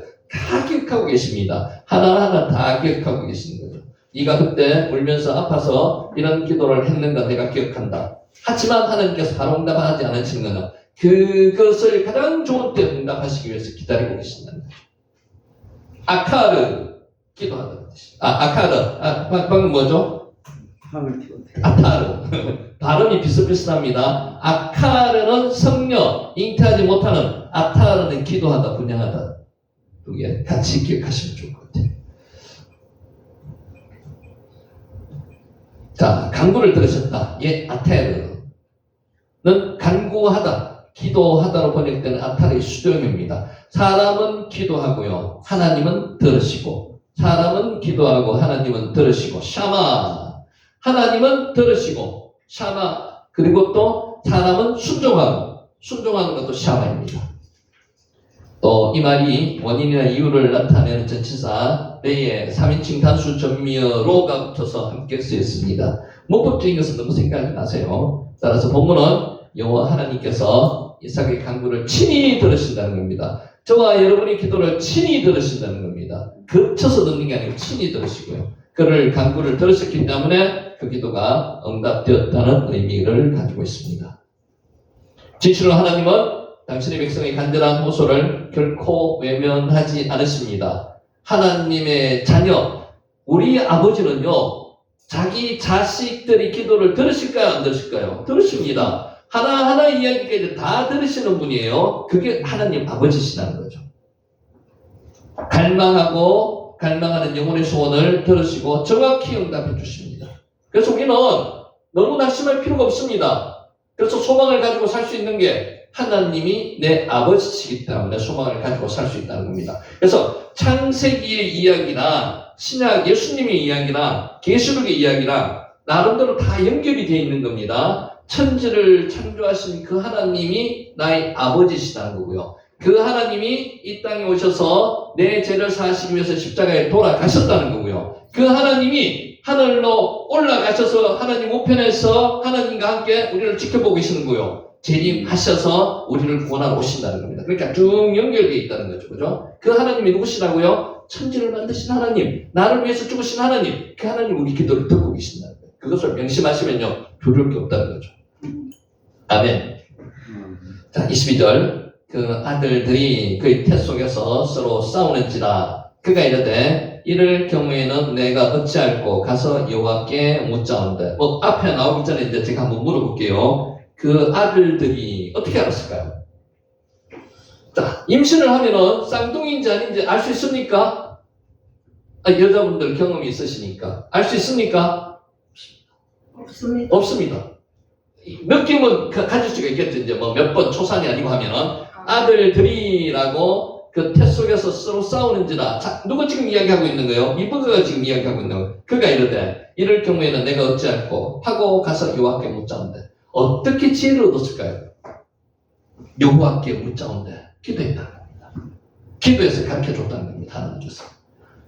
사람들은요, 이런 경우에 어떻게 합니까? 아주 유능한 산파한테 가서 묻습니다. 이렇게 하는데 어떤 경우에 이렇게 됩니까? 라고 물으면 산파가 가르쳐주는 경우가 있는데 리브가는 그렇게 하지 않았다는 거죠. 여호와께 묻자온대. 성경 말씀이 지금 그렇게 되어 있습니다. 그 아들들이 태 속에서 서로 싸우는지라 그가 이르되 이럴 때에는 내가 어찌할꼬 하고 가서 여호와께 묻자온대. 기도했다는 겁니다. 그러니까 이삭은 뭐를 위해서 기도했습니까? 아내가 아들을 갖도록 하기 위해서 기도했고요. 리브가는 임신을 물론 그것도 기도했겠지만 기록은 안 되어 있겠고요. 아기를 가졌을 때 뱃속의 아이를 위해서 기도했다는 겁니다. 그러니까 기도를 계속하는 사람들입니다. 서로 싸우는지라 와이트로차추 로차추 원어 성경에는 본문이 앞선 구절에 이어지는 내용이고요. 그 결과임을 보여주는 계속적 와우가 뭔가 하면요. 그리고 계속 연결입니다. 연결. 그리고 나서 바로 예, 와우입니다. 이 단어가 본절 서두에 써 있습니다. 와이트로차추. 자, 21절의 마지막 부분이 리브가 임신을 기록한 것과 좋은 대조를 이룹니다. 임신을 했고요. 바로 이어서 이런 뜻입니다. 본문은 리브가가 임신한 바로 그 태 속에서 두 아이가 싸우는 것과 같은 느낌을 주는 표현으로서 본서를 읽는 독자들로 하여금 긴장감을 느끼며 앞으로 큰 일이 일어날 것을 예감하게 해주는 겁니다.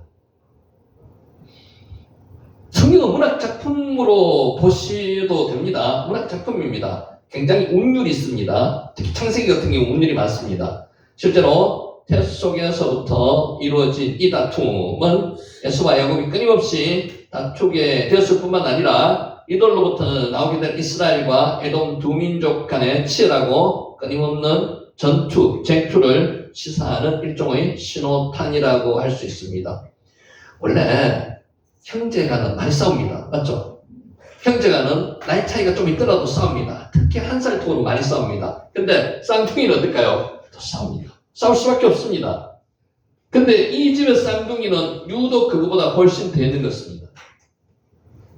태속이보다 발꿈치를 네? 어쩌겠네. 예? 태속이 더 싸우고 나올 때도 발꿈치를 붙잡고. 그렇죠. 발꿈치를 의학상으로요. 쌍둥이는 의사님 쌍둥이 낳는 거 보셨습니까? 쌍둥이는요. 금방 이어서 바로 낳지 않는답니다. 그렇지. 한번 큰 애가 태어나고요.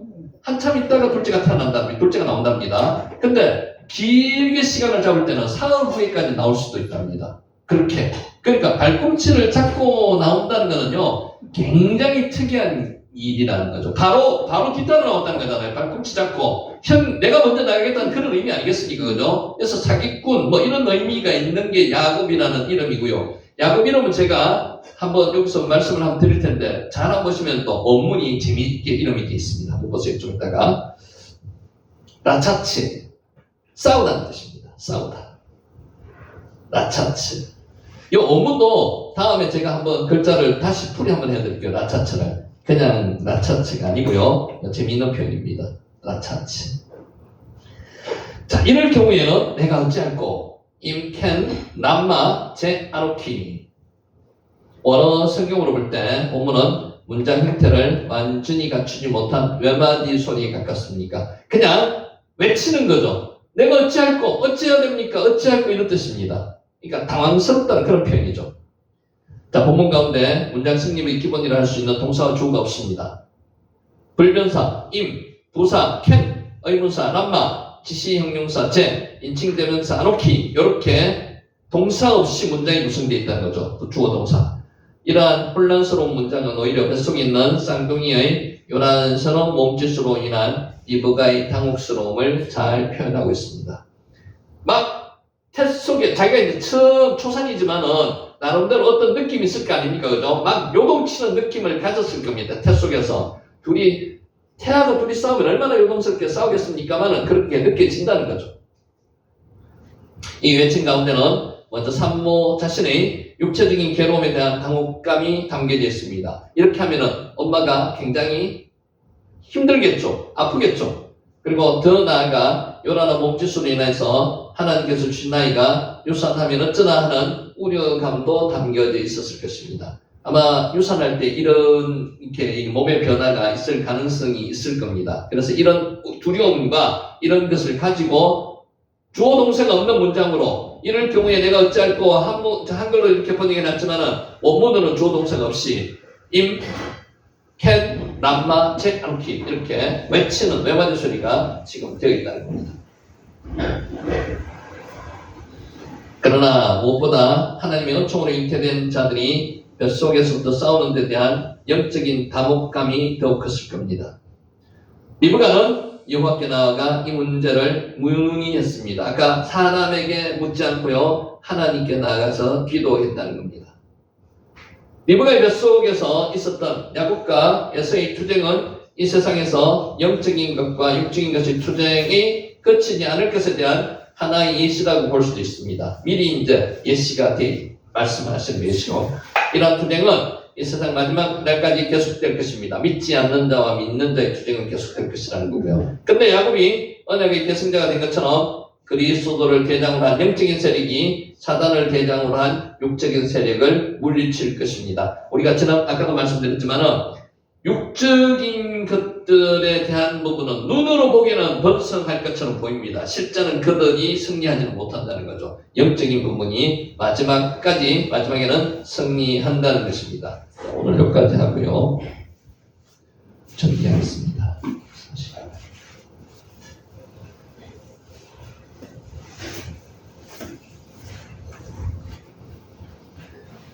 자, 아까 멈춤이라는 단어 한번 말씀드렸습니다. 멈춤 속에 하나님의 은혜가 숨겨져 있다는 것을 여러분이 한번 발견하시기 바랍니다. 멈춤이 에첼입니다. 멈춤. 가끔 가다가 누가 여러분을 멈출 경우가 있습니다. 사람이. 그 멈춤은요, 사람의 멈춤은 잘 판단하셔야 되겠지만 하나님이 멈추라고 하실 때가 있습니다. 기도하시면 그것에 대한 어떤 반응을 하셔야 된다는 거죠. 사람은 누구나 멈춤을 두려워합니다. 그렇지 않습니까? 내가 막 열심히 하는데 누군가가 멈출 때 두려워합니다. 그게 만약에 하나님이시라면 더 그렇겠죠. 열심히 달려오던 길이 막히고요. 하던 일이 중단되면 불안해합니다. 그렇지 않습니까? 에체르. 계획이 틀어지기도 하고요. 기대가 무너지기도 하고요. 나는 정말 이것을 위해서 최선을 다했는데 하나님은 멈추라는 겁니다. 이때 두려워하고 마음이 무너지기도 합니다. 손에 쥔 것이 사라지면 우리는 본능적으로 뭔가 잘못되었다고 생각할 경우가 많습니다. 에체르. 그러나 성경은 그 멈춤의 자리가 하나님의 은혜가 시작되는 자리라고 말씀하고 있습니다. 여러분, 가끔 가다가 건강으로 인해서 멈춤이 될 수도 있고요. 잘 나갔던 가정 경제가 파탄되어서 멈추게 할 수도 있습니다. 하나님께서. 그리고 여러 가지 인간관계를 통해서 자녀와의 관계, 남편과의 관계로 뭔가의 불화로 인해서 멈추는 그런 일이 일어날 수도 있습니다. 이때 여러분은 어떻게 하시겠습니까? 두려워하시지 마시기 바랍니다. 하나님께서 멈춤의 자리로 하나님의 은혜가 시작되게 만들어주시는 그것으로 생각하셔야 된다는 겁니다. 아멘. 하나님은 우리의 속도를 멈추게 하실 때 우리 시선을 바로 잡으신다는 거죠. 에체르. 우리는 이것을 바울의 인생에서 확인할 수가 있습니다. 바울은 사울이라 불리던 전도 유망한 유대인 청년이었습니다. 당시 최고의 학자인 가말리아 문화에서 율법을 배운 엘리트였고요. 누구보다도 신앙적 열심이 있었습니다. 유대 교회에 대한 신앙적 열심이 있었다는 거죠. 그는 정말 하나님을 사랑했습니다. 자기 방식으로. 이게 제일 중요한 겁니다. 자기 방식으로 하나님을 사랑하면 안 되는 겁니다. 말씀으로 하나님을 사랑해야 되는 거죠. 아멘. 자신이 하나님의 뜻에 순종하고 산다고 굿 굳게 믿으며 자신만만했습니다. 지금도 이런 신앙을 가진 사람들이 있습니다. 자기만의 신앙을 가지고 하나님을 믿는 사람이 있습니다. 말씀에 의지하지 않고 에체르. 하지만 그 열심은 잘못된 방향으로 흘러가고 있습니다. 방향이 잘못되고 열심을 내면은 굉장히 위험합니다. 그런 만약에 자신이 그렇다면은 그때 멈춰야 됩니다. 하지만 그 열심은 잘못된 방향으로 흘러가고 있었습니다. 에체르. 예수님을 따르는 사람들을 향한 오해와 정오가 그를 사로잡았습니다. 사울은 기독교를 유대 신앙을 무너뜨리는 이단으로 간주했습니다. 그러니까 이분은 정확한 진리에 대한 부분을 지금 모르고 있는 겁니다. 그죠? 에체르. 그래서 대제사장에게 공문을 받아들고 그리스도인들을 잡아들이기 위해서 다메섹으로 행했습니다. 스데반 집사를 돌로 칠 때 자기가 옷을 지키는 사람이었습니다. 그만큼 열성적으로 반기독교적인 사람이었습니다. 에체르. 그는 자신이 하나님의 일을 한다는 확신이 있었습니다. 에체르. 가슴에는 열심히 싸우겠다는 열정이 불타고 있었습니다. 잘못된 열정이죠. 잘못된 방향의 열정입니다. 그러나 하나님은 그가 잘못된 길로 달려가고 있음을 아시고 그 길 위에서 그를 멈추게 하셨습니다. 누가 멈추게 하셨다고요? 하나님께서. 에체르. 그때 상황을 성경은 이렇게 전하고 있습니다. 사울이 길을 가다가 다메섹에 가까이 이르더니, 그래서 다메섹 도착이라고 이야기하죠. 호련히 하늘로부터 빛이 그를 불러 비치는지라. 여러분, 창세기 1장에 나오는 빛이 있으라심에 빛이 있었더라. 예히 오르 와이 오르. 이 빛은 태양빛이 아닙니다. 그래서 유대인들은 압니다. 태양빛보다, 정오의 빛보다 더 강한 빛은 뭐라고 생각을 하냐면요, 하나님이 나타나셨구나, 이렇게 생각한답니다. 그래서 호련히 하늘로부터 빛이 그들을 불러 비칠 때 사울은 알았습니다. 아, 하나님이 임재하셨구나, 알았습니다. 정오의 빛보다 더 강한 빛이 하늘로부터 쏟아져 내렸습니다. 하나님께서 임재하셨구나. 사울은 눈부심에 놀라서 땅에 엎드러졌고, 그 순간 하늘에서 음성이 들렸습니다. 이때 누구의 음성이 들렸습니까? 하나님의 음성이자 예수 그리스도의 음성이 들렸습니다. 그래서 사울이 깨달았다는 거죠. 아, 예수님이 하나님이시구나. 그래서 사울이 예수님이 하나님이신 걸 직감했다는 거죠. 사울아, 내가 어찌하여 나를 박해하느냐. 이게 지금 예수님이 말씀하시는 거예요. 그는 두려워서 떨면서 물었습니다. 누구시오니까? 주여, 누구시니까? 하나님이신 것을 알았는데 이 하나님이 누구시냐고 물어보는 겁니다. 그 음성이 대답했습니다. 누구라고 이야기했습니까? 나는 내가 박해하는 예수다. 그래서 예수님이 하나님이시라는 것을 이때 알았다는 거죠. 그 짧은 대화가 그 인생을 송두리째 바꿨습니다. 에체르. 빛은 그것을 그를 쓰러뜨렸고요. 그 빛은 그의 눈을 멀게 하였습니다. 그런데 육신의 눈이 닫히는 순간에 뭐가 열렸습니까? 영혼의 눈이 열렸습니다. 여러분이 육체에 대해서 너무 많은 관심을 가지시지만 육체가 닫히면 영혼이 열립니다. 그것도 감사하셔야 돼요. 하나님은 우리가 보던 것을 빼앗으심으로 우리가 보아야 할 것을 보여주시는 겁니다. 영적으로 보여주신다는 거죠. 사울은 하나님을 위해 산다고 믿었습니다. 그렇지만 사실은 하나님을 대적하고 있었습니다. 이게 잘못된 믿음이라는 거죠. 에체르. 남다른 열심이 있었지만 방향이 완전히 잘못된 열심이었습니다. 방향이 잘못된 열심은 제자리 걸음보다도 더 위험합니다. 그래서 멈추는 게 훨씬 더 위험하죠. 가면은 더 위험하다는 거죠. 그래서 하나님이 에체르, 멈추게 만드셨다. 불은 인간의 삶에 유익을 줍니다. 그렇지만 잘못 사용되면 재앙이 되고 맙니다. 열정도 무조건 다 좋은 것이 아닙니다. 잘못된 방향의 열정은 아주 위험하다는 거예요. 하나님은 열정의 방향이 어디로 향해 있는지를 더 중요하게 생각하신다는 겁니다. 우리는 종종 사울처럼 착각할 때가 있습니다. 어떻게 해요? 아마도 이 길이 맞을 거야. 아마도 이 길은 원하실 거야. 누가요? 하나님이 원하신다고 지금 이 길을 가고 있는 사람도 있습니다. 말씀에 의지하지 않고 이 길을 가는 사람들이 있습니다. 하지만 그 길이 자기의 의와 욕심 혹은 이 세상의 인정만을 추구하는 길일 때 하나님은 그 길을 어떻게 하신다고요? 에체르, 멈추게 하십니다. 멈추고 돌이키지 않으면 망하기 때문입니다. 하나님은 하나님의 자녀들을요, 결국은 끝까지 하나님의 방향으로 돌이키십니다. 그렇게 위해서 멈추기도 하시고요, 막기도 하시는 겁니다. 이때 막히면 실패가 아니라 하나님의 사랑이고 하나님의 은혜라는 겁니다. 에체르. 하나님은 멈춤의 순간을 통해서 우리가 달리던 길의 방향을 조정하십니다. 방향을 바꾸어 주시기도 하시고요. 그래서 신앙의 길에서 막히면 끝이 아니라 뭐라고요? 신앙의 길에서 막히면 멈추면 전환점입니다. 하나님의 방향으로 다시 돌아가는 전환점입니다. 에체르. 사울은 사흘 동안 아무것도 먹지 못하고 아무것도 먹지 못한 상태에서 다메섹의 한 집에 머물렀습니다. 보지도 못하고 먹지도 못하는 상태.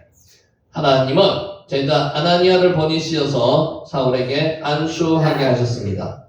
그때 비늘 같은 것이 눈에서 떨어지고요, 사울의 눈이 밝아졌습니다. 그래서 육체적인 물함을 해결하시는 거죠. 하나님이 아나니아를 통해서. 그때 비늘 같은 것이 눈에서 떨어지고 해결되었습니다. 보게 되었습니다. 사울이 눈을 뜨고 나서 본 첫 장면은 단음이 아닌 형제의 얼굴이었습니다. 미워했던 그리스도의 손길이 자신을 일으켜 세웠다는 거죠. 에체르. 사울은 눈을 잃고 나서야 사람을 그리고 예수님을 제대로 보게 되었습니다. 그래서 막힘이 뭐라고요? 하나님께로 방향을 전환하는 전환점이 되었다는 겁니다. 하나님은 사울을 멈추게 하심으로 그에게 새로운 길을 열어주셨습니다. 우리도 마찬가지입니다. 뭔가 지금 하나님께서 멈춘다는 듯한 사인을 주시면요, 그 자리에 멈추셔서 기도하시면서 하나님의 뜻을 다시 한번 파악하셔야 됩니다. 그는 이제 교회를 해파하는 자가 아니라 교회를 세우는 자가 되었고요, 하나님은 때때로 우리를 멈추게 하십니다. 지금도 저와 여러분을 멈추게 할 때가 있습니다. 그러면 멈추어서 더 진행을 하지 말고요, 하나님의 뜻이 무엇인지 기도해야 됩니다. 아멘. 애써 준비한 계획이 틀어지고 전혀 예상하지 못했던 상황이 생기기도 하고 문이 닫히기도 합니다. 바울이 아시아에서 전도할 때 하나님은 더 이상 아시아에서 전도하지 못하게 하시고요, 방향을 유럽으로 트셨습니다. 그러면 그게 하나님께서 막힘이 새로운 열림을 형성하게 만들어 주시는 거라는 거죠. 그 멈춤 속에 우리는 비로소 자신을 돌아보게 됩니다. 내 자신을 돌아봐야 됩니다. 기도하면서.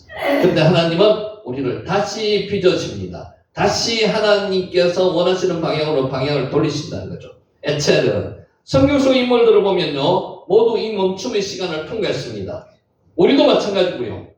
요셉은 감옥에서 멈춤의 시간으로 통해서 하나님께서 국무총리로 만드는 교육을 시작하셨고요.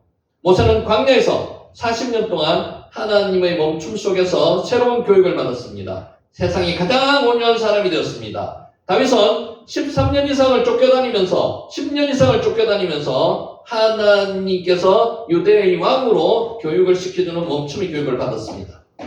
그러나 그의 멈춤의 시간은 그들을 무너뜨린 것이 아니라는 겁니다.